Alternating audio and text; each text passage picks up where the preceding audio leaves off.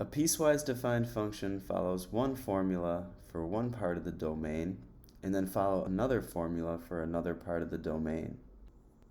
This example is a position function where the position remains a constant 4 for any t between 0 and 2, and the position follows a parabolic formula for any t greater than or equal to 2. So one thing we can do is make a vertical line where that transition happens at t equals 2 to indicate that this is where an important change takes place in the graph. So for the domain where t is between 0 and 2, we want to draw a horizontal line having a value of 4. So we want to draw our graph right here, and it should have an open dot there because t equals 2 is not defined for this formula. Okay, that's a good start. And now we want to focus on this part of the domain, which is any t greater than or equal to 2. But keep in mind, this is not a picture of the actual graph, it's just a picture of the domain that I'm drawing as a guide for myself to figure out what t values I want to plug into the formula. Alright, so I'll remove that. And we just want to graph the formula negative t minus 2 squared plus 4. So for that, we may wish to use a table. A table of values can help us graph by hand. What we do is we pick different times that are important to the graph. Like for example, we could do 0, 1, 2, 3, 4, 5, 6, and so on. And then over here, we would figure out what the heights off the horizontal axis should be. What is the function's values? And so once again, we can draw an important distinction where the change takes place in our graph. See, we're going to follow the upper formula for any times between 0 and 2. But we're going to follow this second formula for any times greater than or equal to 2. Alright, so notice that if we plug in a 0 for t, this formula is not defined at that time. So we can't assign a value to it. And for that reason, we could say that it doesn't exist. There is no output of the formula for a time of 0.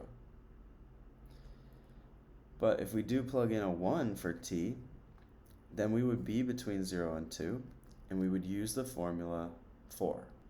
And that's what needs to go here.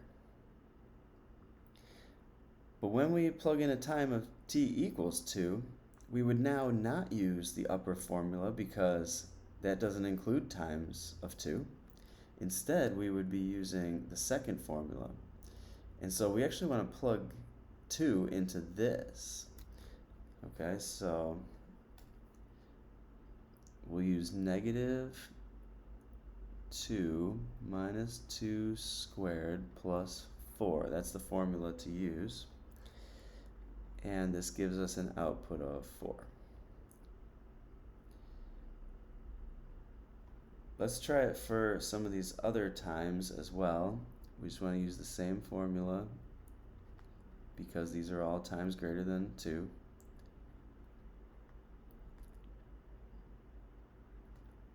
I get 3 for that.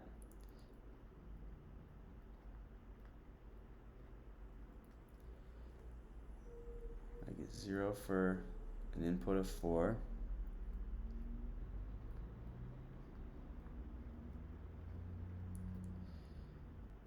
Negative 5.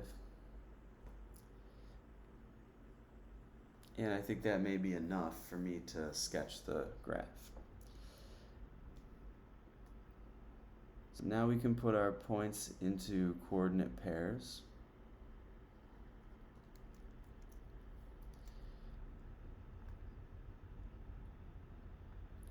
and the coordinate pairs would be of the form t comma x of t. So here we'll have 1 comma 4, 2 comma 4, 3 comma 3, 4 comma 0, and 5 comma negative 5. Those would be the points to plot.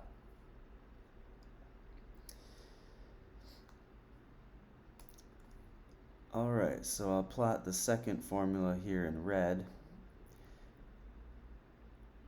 Interestingly, it is going to connect with the other part of the function. We have a point at 2 comma 4, and then a point at 3 comma 3, so that would be here. There's a point at 4 comma 0 and 5 comma negative 5. We'll just connect those in a smooth curve.